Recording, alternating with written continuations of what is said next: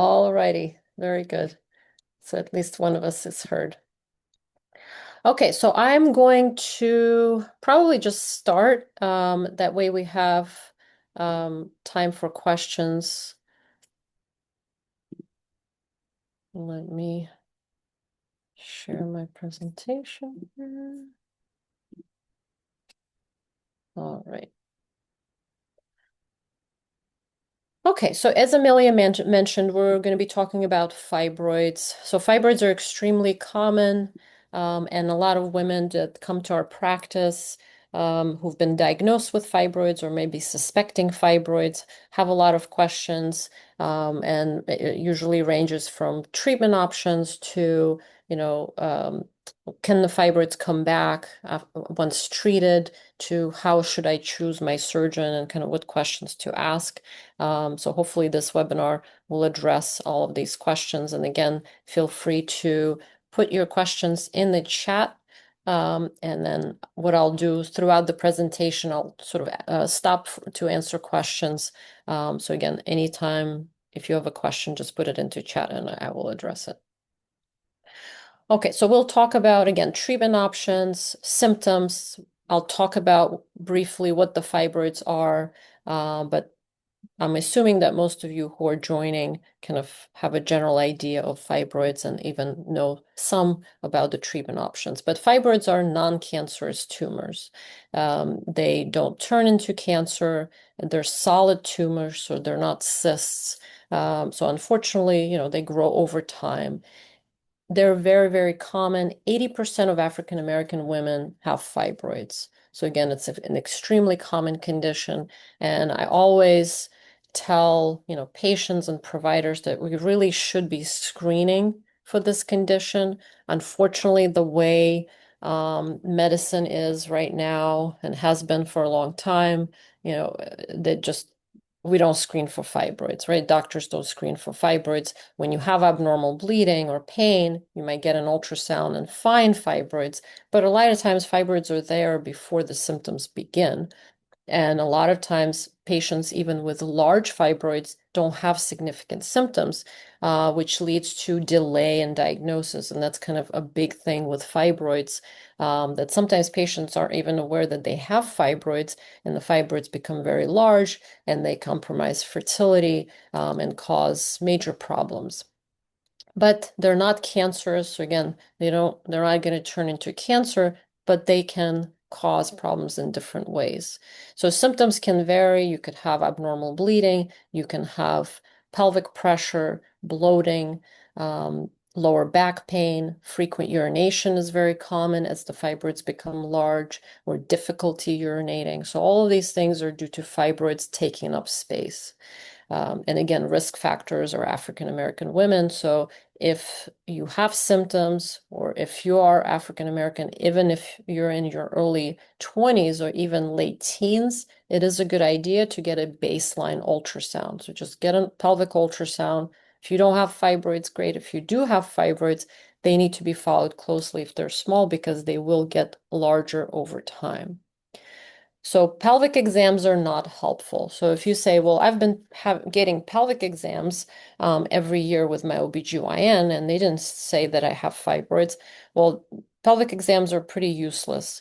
Even if you're, 95 pounds and have completely flat belly, it's very easy to miss fibroids. Um, if you're heavier, that's even more difficult to detect them. So pelvic exams are not a fibroid detecting test. The ultrasound is the most common. It's relatively low cost, covered by insurance. A lot of OBGYNs have an ultrasound machine in their office.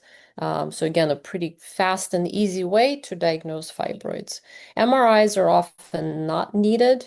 But in some cases, we'll get an MRI to rule out other conditions such as adenomyosis, which is a type of endometriosis of the uterine wall, that's often present with fibroids. Treatment options, so medical management or hormonal management, there's uterine fibroid embolization, there's Acessa, and then there's surgical interventions, and I'll talk about each one of these in detail. So treatment, I put it in quotations because you're not actually treating the fibroids, you're not making them go away or making them, you know, shrink or not grow. You're just kind of treating the symptoms. So birth control pills, patch, IUD, implant, the implant in the arm, these are all treating this symptom, so heavy bleeding. And that's very commonly offered to women that have abnormal bleeding with fibroids. Oh, let's put you on the birth control pill. The bleeding might get better. So these pills are designed to prevent pregnancy. So obviously, if you're trying to get pregnant and you're dealing with fibroid symptoms, then putting you on a birth control pill is really not helpful. It may help with abnormal bleeding, but typically that is temporary because as the fibroids continue to grow, the bleeding may be less likely controlled with these medications.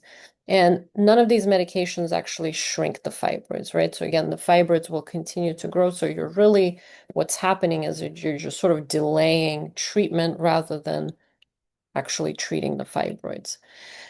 Orilissa, mifeprintone, and Lupron is a category of medications that blocks hormones. So what these medications do, they actually block your hormone production, the estrogen, which is responsible for fibroid growth because fibroids are estrogen-dependent tumors. So the idea is that if we block that hormone, then the fibroids can't grow. So it's true, but this medicine, you can only be on it temporarily.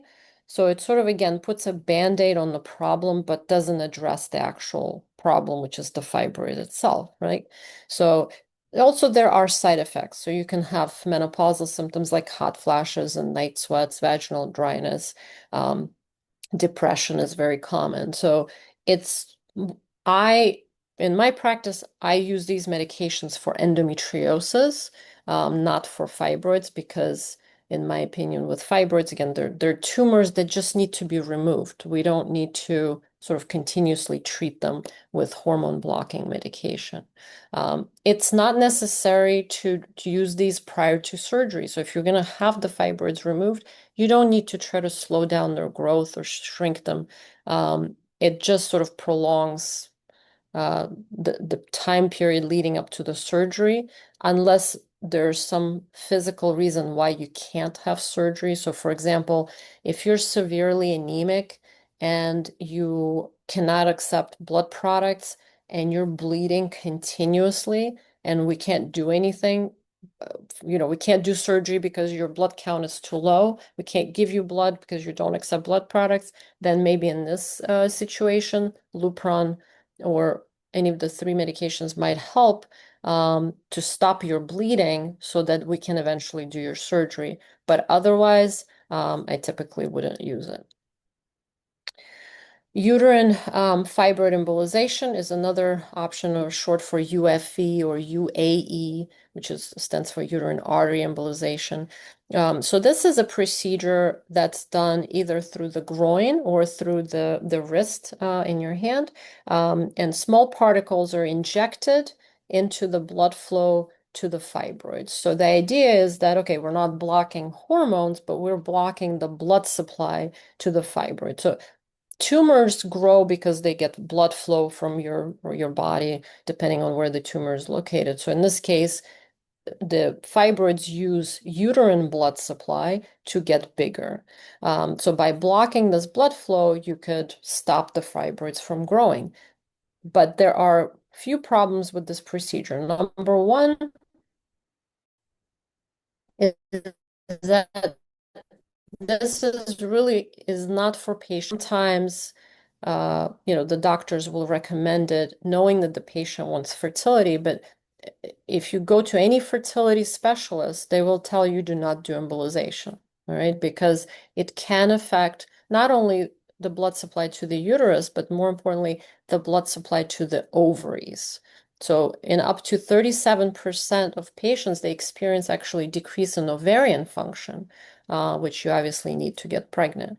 Another thing it doesn't do, because it doesn't remove the fibroids are still there. So in this picture here, you have fibroids and they're inside the uterus, right next to the uterine cavity. And what they're doing, they're actually distorting the inside of the uterus where a pregnancy would sit. So embolizing these fibroids is not helpful for a patient who's trying to get pregnant because these fibroids are making the uterus abnormal, and we want to take those fibroids out so that the uterus can look and have a normal shape, so that the patient is able to conceive. And in cases of large fibroids, so let's say you say, well, I'm not really interested in getting pregnant. Maybe I want to do embolization so that I don't have to have surgery. But you have to realize that if your fibroids are sizable, they're not going to shrink to any great extent. You can't expect a fibroid the size of a watermelon become a size of a grape. It's just never going to happen. So I think it's important, to sort of understand your situation and understand what your expectations should be before choosing the procedure. Acessa is another option. So it's sort of a combination of surgery. So it's laparoscopy. So it's still surgery. It's done under general anesthesia. It typically uses about 3 incisions. And here the fibroids are not removed. So you're having surgery, but you're not removing the fibroids. You're sort of just cooking them. You're inserting this device into the fibroid to try to kill it. So it's a similar idea to uterine fibroid embolization in that the fibroid is killed but not removed.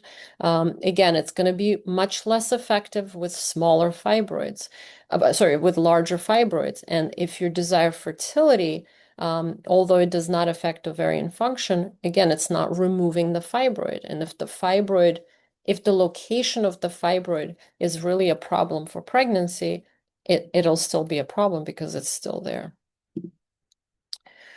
Now, lastly, in terms of treatment, you have different types of myomectomies. So myomectomies it's a general term which means fibroid removal surgery. So it doesn't imply what kind or how it's done. It's just saying that we're taking out just the fibroids and preserving the uterus. So you have the traditional open myomectomy, which can be as a lower incision, like a bikini incision, or it can be a large up and down incision, depending on the surgeon preference or the number and the size of the fibroids. Then you have the robotic myomectomy, which involves multiple incisions, kind of in a semicircle around the belly button. So the belly button is here, like the genital area is down here. So they're kind of more in their upper to mid abdomen. And then you have the lamb procedure. So with the lamb procedure, you have 2 incisions, one at the top of the belly button and one in the bikini line. The bikini incision is about 1.5 to 2 inches, and then the belly button incision is just 1/4 inch. And this is just in the center, so it's more cosmetic than robotic, and it's smaller incisions than open. So let's see, do I have the question? Actually, I'm going to stop for questions now before I go into the lamb. So let me see what other question is here. Stop sharing first. Oh, here. All right.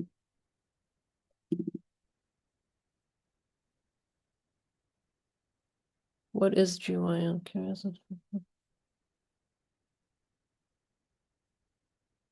Okay.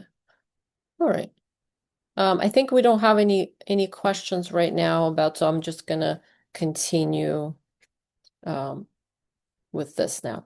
Okay, so the lamb myomectomy is the removal of fibroids using just 2 small incisions. So you have one incision at the belly button, and then you have the second incision in the bikini line, as I mentioned. And so this is best option for patients who want fertility, right? Because we're taking out the fibroids only, and we're keeping the uterus. In terms of symptoms, you have immediate results. So if you had frequent urination or pelvic pressure or lower back pain, or if your belly was so big, you could actually see the fibroids or feel the fibroids, then once those are removed, you get immediate results. And that you would get with any type of myomectomy, right? You're actually removing the tumors. The pregnancy is possible in 6 months. So you would want to wait 6 months in order for the uterus to heal. And again, that's standard with any type of myomectomy. Now, what's different about this approach is that the recovery is only 10 to 14 days and there's no hospital stay. So with other myomectomies, so if you're having it open, um, then you're going to have a bigger incision and hospital stay. So for example, open myomectomy, you have 3-day hospital stay. With the robotic or standard laparoscopic, you're going to be in the hospital for at least a day. But with the lamp procedure, it's completely outpatient. And it's going to be the shortest recovery from all the other options. And the pain is there. I mean, the pain is going to be more, of course, with open surgery because of the size of the incision, but there's still pain even with robotic and the lamp procedure for which you would get pain medications. Now, what we did to compare these approaches, so it's not just sort of an opinion, right? We actually took data from the hospital and we looked at all the myomectomies that were performed at the single hospital. This was at Holy Cross Hospital in Silver Spring, Maryland. This was 1,300 patients. All of the patients were undergoing a myomectomy procedure for benign fibroids. And we saw that, about 52% of those patients were being done open. And then you had a combination of laparoscopic, robotic, and then the lamp procedure. And so we took all the results from all those surgeries and we compared them. Oopsie. And this is the results that we found. So we looked at complications, we looked at different things, and we found that really the best results you get was from the lamp procedure, that you had less excessive bleeding, less pain for surgery, less hospital stay than with an open surgery, even robotic. Another issue that sometimes patients experience with standard and robotic myomectomy is that not all the fibroids can be removed, right? So the smaller fibroids, the more deeper fibroids are often missed with these two approaches. Also, a doctor may run into more bleeding and have to convert to abdominal surgery. So the conversion rate, so going from a robotic to an open procedure was actually higher when started with the robotic approach. With the lamp procedure, because you already have a small open incision, that problem is much less likely.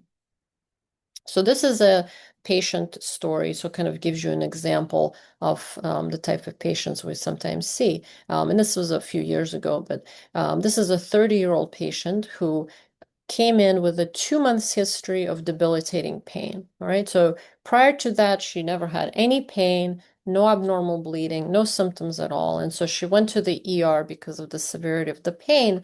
And what she found was um, sorry, what they found was a large fibroid that was degenerated. So it was sort of dying off. And she had one child. She wanted to have more kids in the future. And so her doctor, her local doctor, recommended for her to have open surgery because of the size of the fibroid. She actually traveled to our practice and had the lamp procedure, and this is the fibroid. So it's a pretty size. This is a 6-inch ruler. This is a sizable fibroid, but it was removed through small incisions. Because you can see this darker color of it is because it was degenerated. So what can happen sometimes when a fibroid grows very rapidly, for some reason, we don't know why, it outgrows its blood supply. So it sort of becomes too big for the blood supply that it has. And because it grew so quickly, there was no time for the uterus to form new blood vessels to support it. And so it starts to die off. So it undergoes degeneration or death.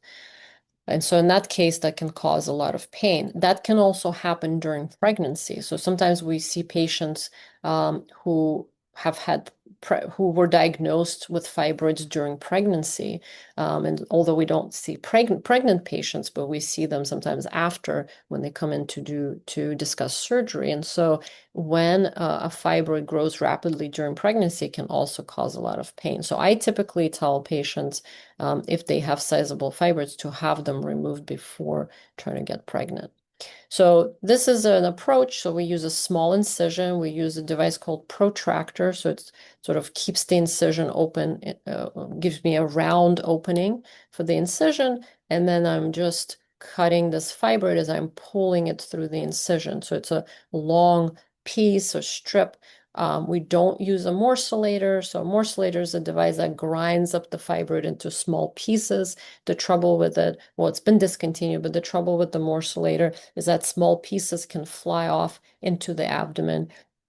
Doing it this way is very controlled, and you avoid, dropping small pieces, and it's a much more efficient also way of removing a large fibroid. Now, for this patient that we're talking about, was UFE an option? Well, no, the UFE was not an option because first of all, the patient desires fertility, right? So we don't want to decrease her ovarian reserve. And also because the fibroid was already dead, it was already degenerated. And remember, uterine fibroid embolization injects particles into the blood supply to the fibroid to decrease the blood flow and cause fibroid death. Well, this fibroid was already dead, so you can't really kill it again. So it would be a completely useless procedure. Now, another story is a 33-year-old female from Haiti who came in with very, very large fibroids.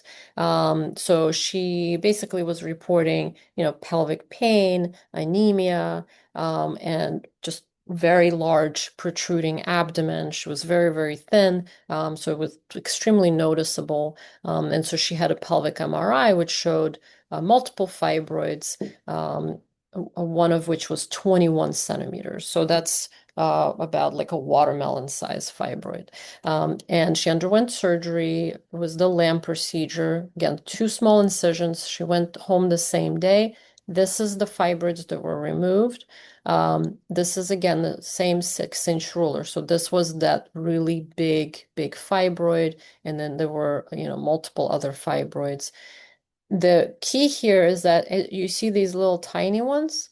So those were also removed, right? So if this patient was having a robotic surgery, well, first of all, most robotic surgeons are gonna say that it's not really safe to do it robotically with that size.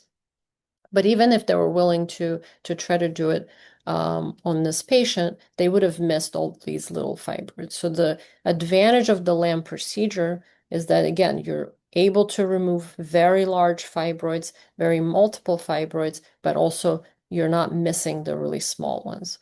This was actually cut out from her pathology report, and you can see it's 3,722 grams, which is about 8 pounds. So 8 pounds of fibroids. So this is significant. And, how do we get here? Delay in care, right? So typically, this is why I'm talking about screening, because you really don't want to get to this point. Because any surgery has risks. Obviously, there are higher risks with larger fibroids, more potential for bleeding, for complications. So we always encourage patients to take care of the problem before it gets to this level. We also want to make sure that the uterus heals well, right? So if the fibroids have really affected the uterus in a negative way, some of that may be irreversible. In this case, thankfully, the fibroids did not cause a lot of damage to the uterus, mainly because of where they were located. So this patient actually did really well. All right, same thing. Was UFE an option or Acessa? No, of course not. First of all, these fibroids are giant, and she would have had absolutely no effect on the fibroids, with this procedure. And then second, again, patient desires fertility. So any questions so far? Let me see. Nothing in the chat. No. Okay, so I'm going to keep going. All right. So second Oopsie. Second option, all right, is a hysterectomy. So what is a hysterectomy? What is a dual port GYN or LRH, laparoscopic retroperitoneal hysterectomy?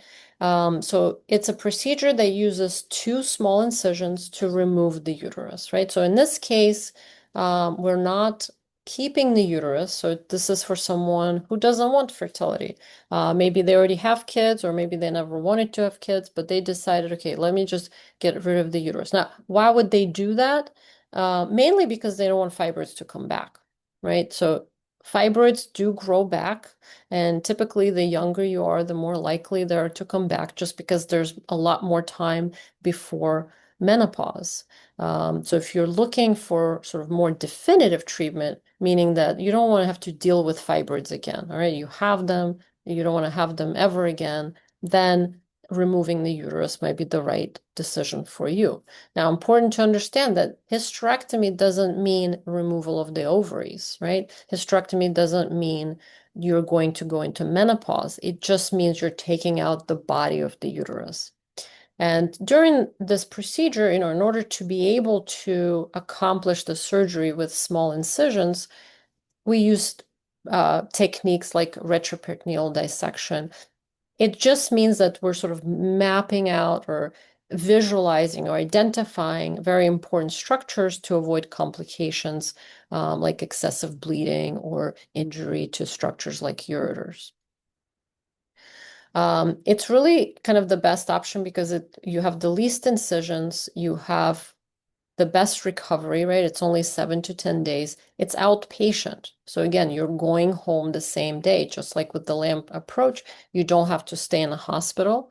Another important sort of point in terms of hospital stay that I have to mention is that most of the time, patients, when they have insurance, right, that insurance may not pay 100% of the surgery. So most plans have what's called co-insurance. So co-insurance is it's a patient responsibility after the deductible. So most people have deductibles. So let's say they have, $1,000 deductible. Okay, so that comes off right off the top, and then the rest is not covered by insurance at 100% usually. So usually there's something like 20% co-insurance. It could be 10% co-insurance, or in some cases higher, where is a percentage that the patient is responsible for. Now, when you go to a hospital, that 10% or 20% is going to be much higher in dollar amount because the hospital fees are much higher, right?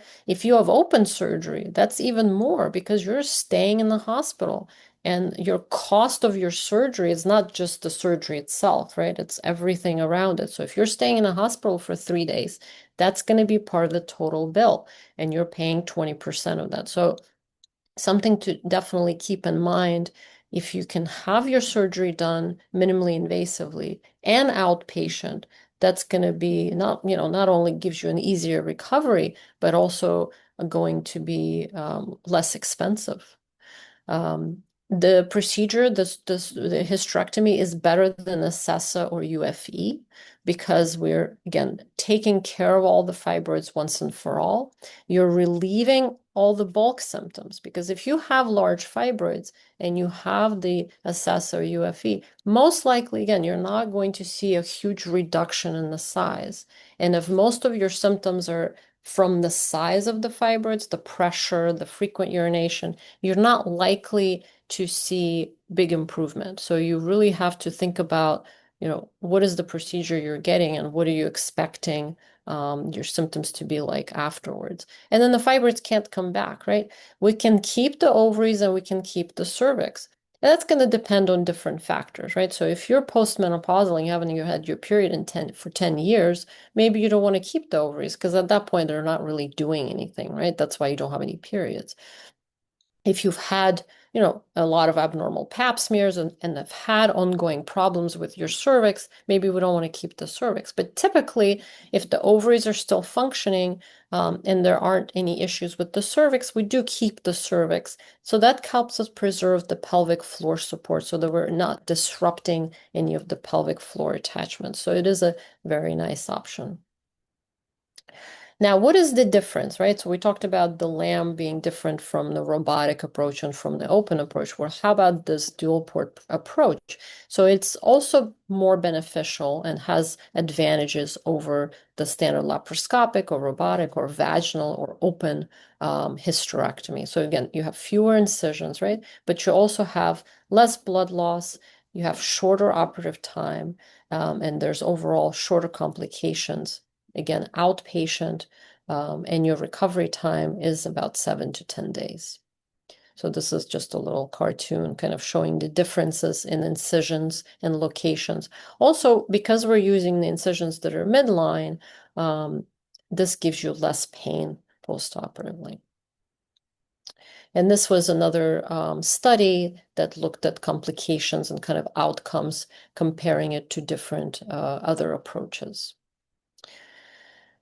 This is just showing different shorter time, right? So with the retroperitoneal approach, the average time was 62 minutes versus all the other procedures were significantly longer, fewer incisions, less complications compared to other approaches, but taking out larger weight. So we're able to take out very large fibroids laparoscopically. So you don't, I guess the takeaway point, not paying too much attention to all these confusing graphs, is that just because you have large fibroids doesn't mean you should have open surgery. So the largest weight here was 9,000 grams. So that's about 18 pounds. So this patient had the retroperitoneal hysterectomy. She did not have to have open surgery. All right. So just because your doctor is offering or telling you need open surgery, you should get a second opinion. Again, there are going to be other factors, and sometimes you may not be a candidate, but that's extremely, extremely rare.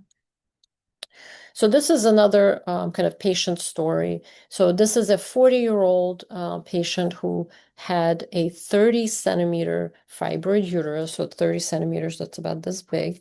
So that's equivalent to 30-week pregnancy, right?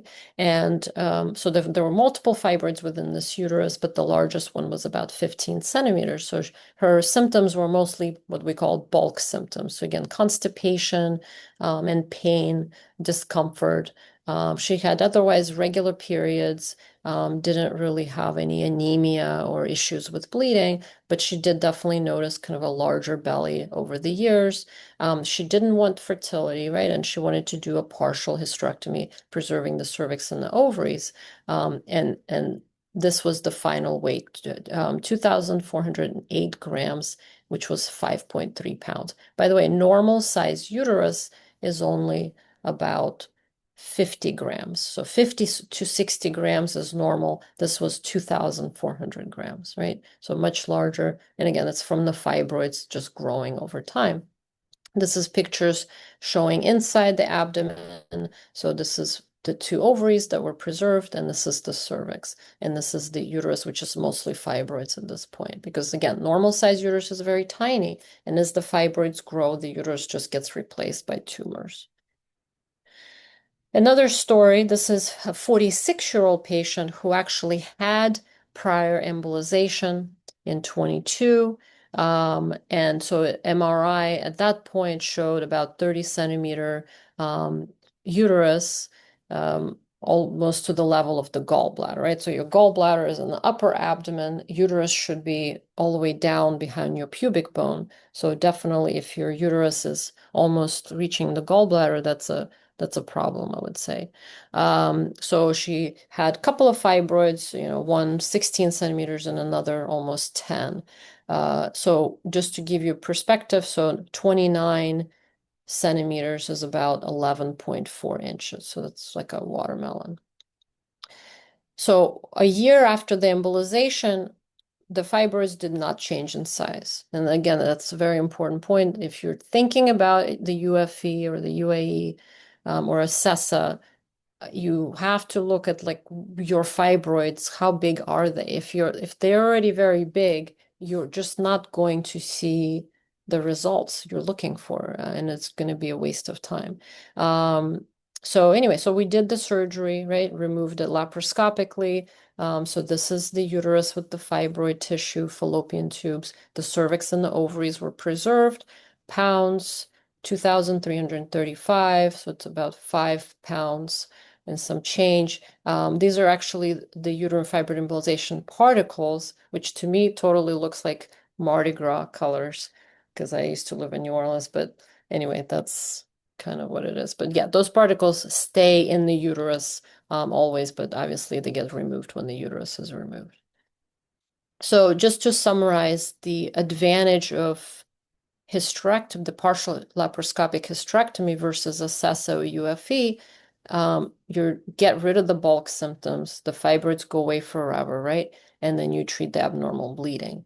With the Acessa and UFE, the bulk symptoms are not likely to be resolved, and the fibroids obviously are still there. All right, let's see. Any questions? No questions in the chat. Okay, so I'm going to keep going. Now, so we talked about the treatment options, right? We talked about surgery, different types of surgeries, procedures for fibroids. Now, so let's say you decided you're going to have fibroids removed, you're going to have a myomectomy. How do you figure out who does your surgery? Do you have your OBGYN do the surgery? Do you find another doctor? Like, what is the deal here? So when it comes to surgery, especially if you're having minimally invasive surgery, training is going to be key. All right. The most OBGYN doctors focus on obstetrics.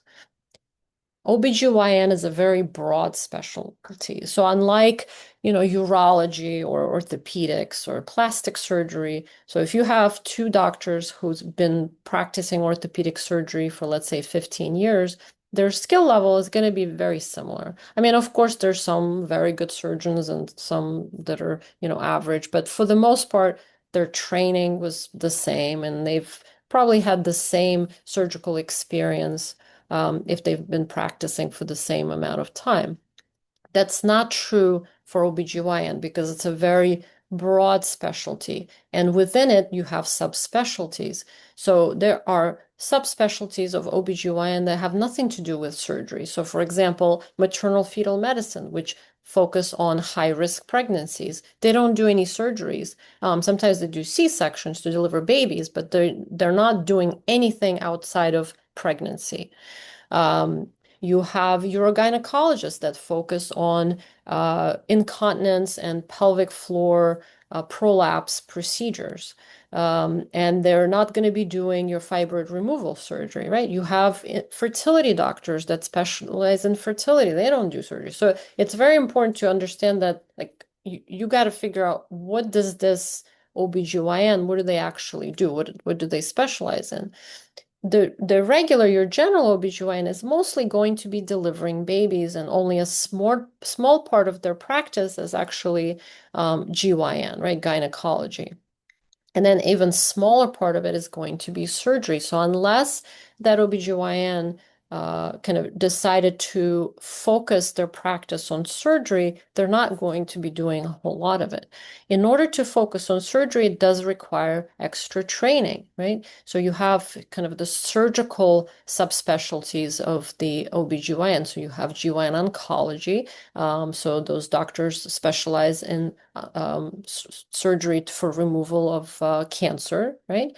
And then you have minimally invasive surgeons that specialize in minimally invasive surgery, like fibroid removal or endometriosis removal, things like that. So you really want to make sure that you're choosing a surgical specialist, not a general practitioner who mostly focuses on non-surgical care. So you want to make sure their expertise in fibroid removal, right? They're not an expert in, again, delivering babies or treating incontinence. And then you definitely want to make sure that you're getting kind of the least invasive approach, that this doctor is not, their comfort level is not just with open surgery, right? You want to choose someone who's only doing minimally invasive surgery, not doing it sometimes, because that's going to improve your outcomes, right? There are multiple research studies out there looking at surgeon experience and patient outcome. So there's definitely higher success rate, fewer complications, reduced recovery time. So all the outcomes are much more positive in the hands of a more experienced surgeon.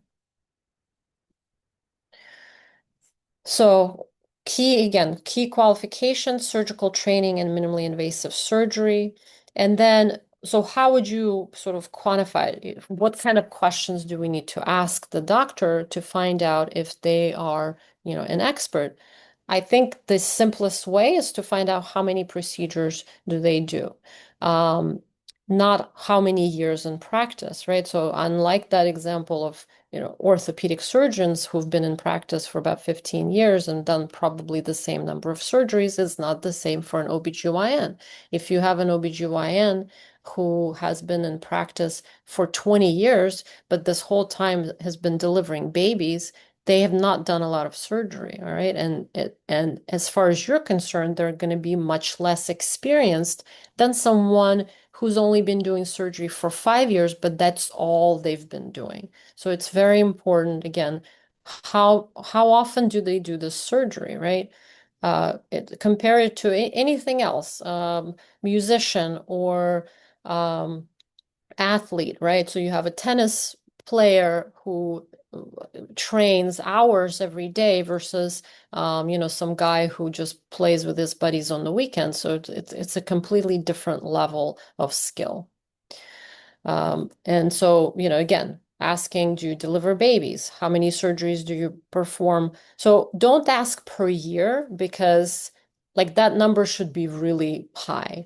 You want to ask per week. And if they tell you, well, I don't do surgery every week, that's your clue, right? If you're looking for someone who is a specialist, and if that's all they do, if they're only doing surgery, they really should be doing surgery, of course, every week, right? Maybe not every day, but they should be doing surgeries at least a couple of days a week, because what else are they doing other days, right? So yeah, so definitely how many surgeries per week or per month, again, how often?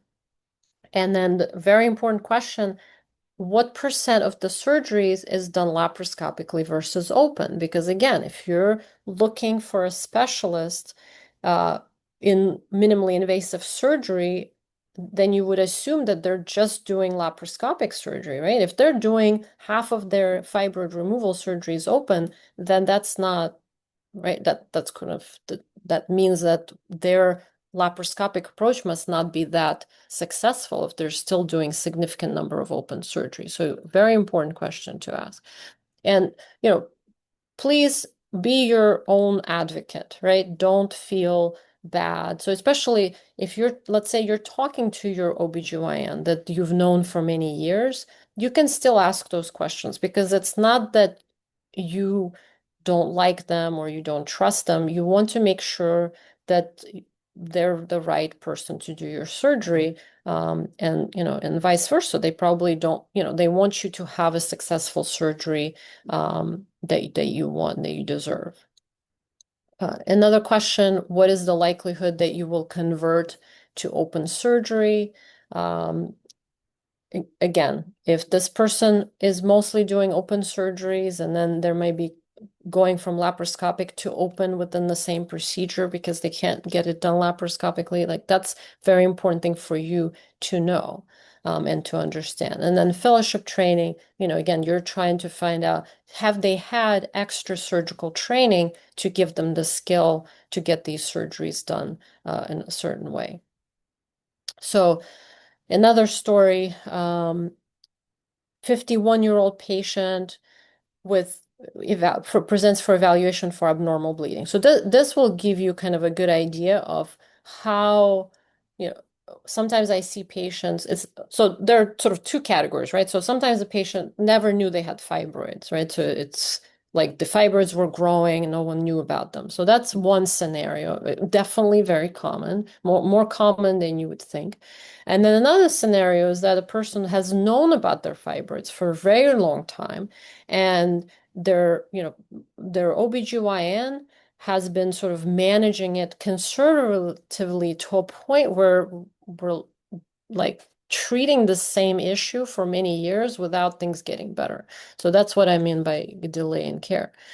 So patient had hysteroscopic myomectomy in 2017. So hysteroscopic means that we're just going inside the uterus through the vagina and getting something very small out of the uterine cavity. So that approach you can only use for small fibers that are inside the uterine cavity, not fibroids everywhere else in the uterus. So it's a sort of a limited approach unless that's really the only fibroid that's there.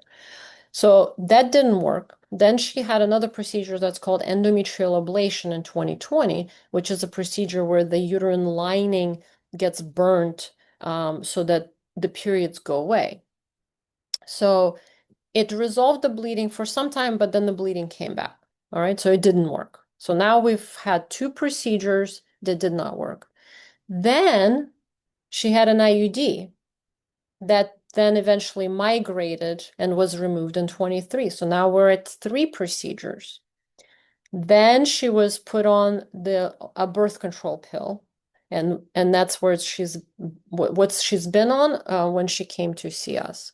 So her symptoms were bloating, pelvic pressure, fullness, frequent urination, and then her uterus was very, enlarged on the ultrasound, and it showed kind of a dominant, very large fibroid. So I can tell you that none of these procedures or management options that the patient had were ever supposed to be effective. Okay, so these were all just a terrible option for this patient because you wouldn't expect an IUD to address a big fibroid or fibroids. The IUD doesn't do that, right? So there were all these things to sort of try to control the bleeding, but the cause of the bleeding was big fibroids. So she had the hysterectomy. It was partial, right? So we kept her cervix and the ovaries. The uterus was 746 grams. So we're talking years of delay, right?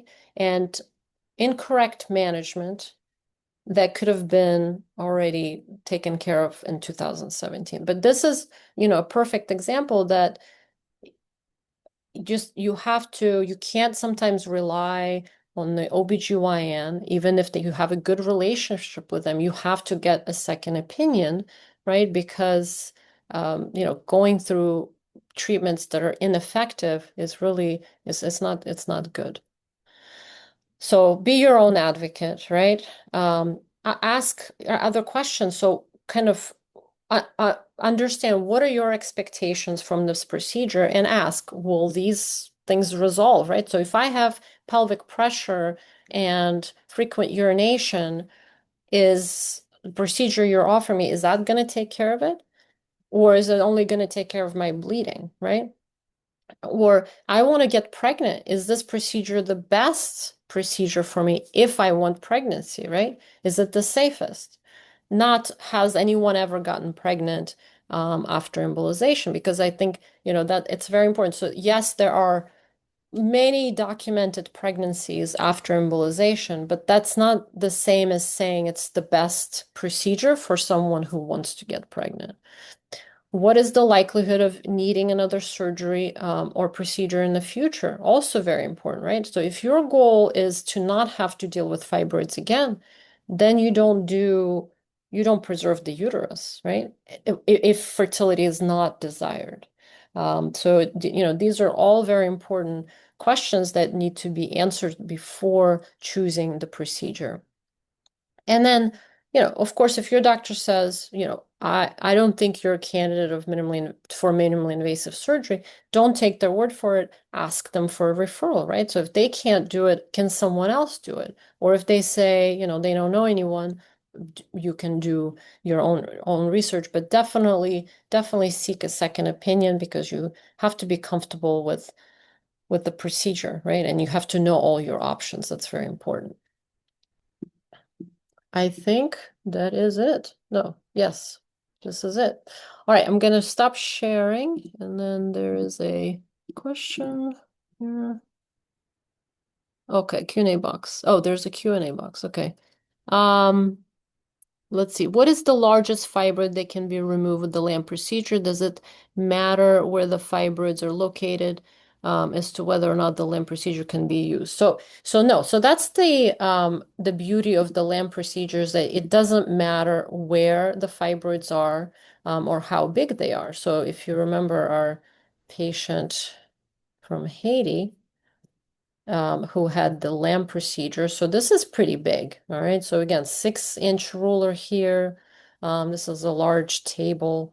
So this is very big.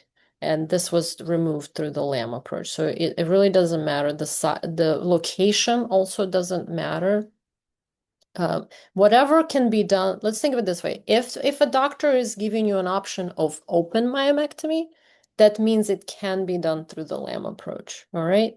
It's extremely rare of a situation where I would tell the patient that they should just have an open myomectomy. Sometimes it could be more of a scar tissue issue. So if a patient has had numerous prior surgeries, and they, the procedure, then it becomes more of a risk issue.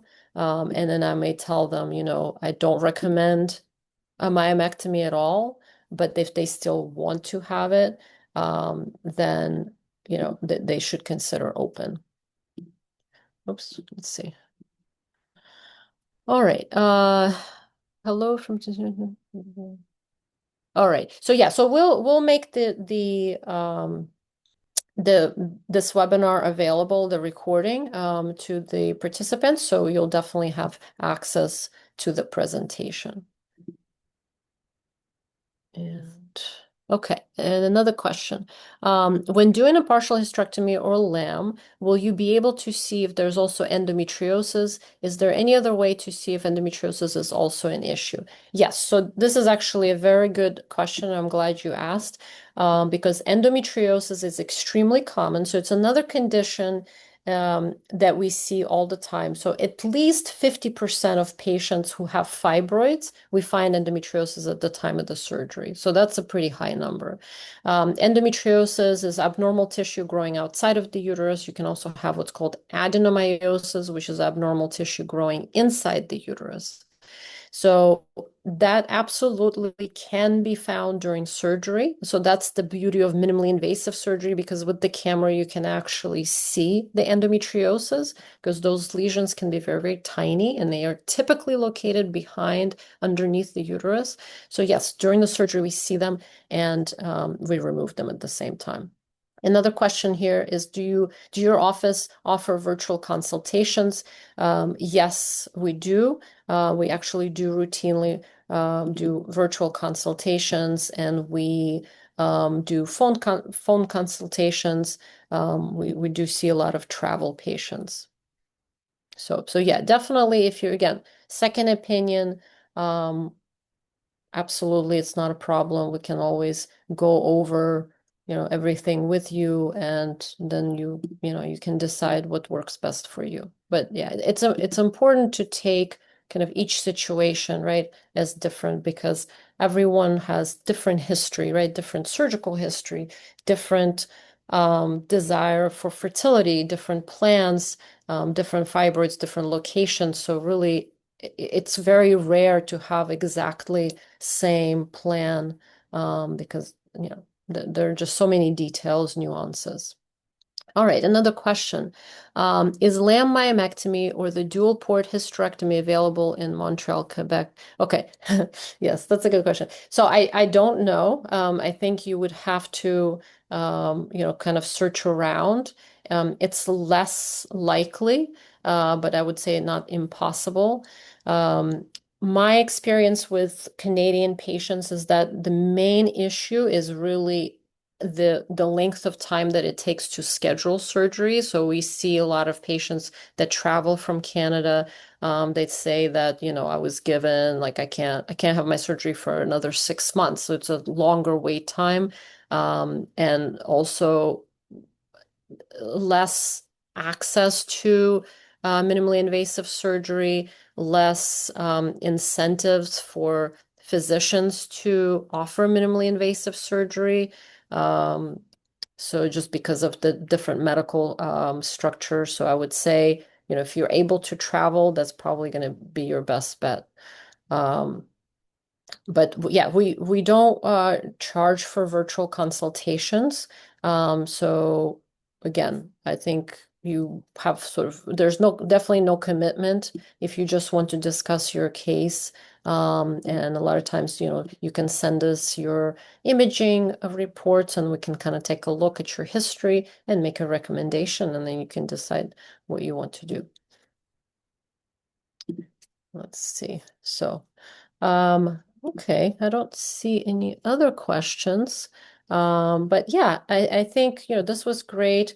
Again, we encourage you to fill out the webinar survey or feedback if you can. That would be great. Oh, wait, there's one more message here. Oh yeah, that's just yeah, that's the message from Amelia. Yeah, if you could fill out the webinar evaluation, it helps us improve our future, Ask the Expert program. And here's the link. So the link is in the chat. Um, okay, so the question is, do you have a package or cost plan for those traveling from Canada to the US? So we do a lot of times work with self-pay patients, so patients who are not using health insurance.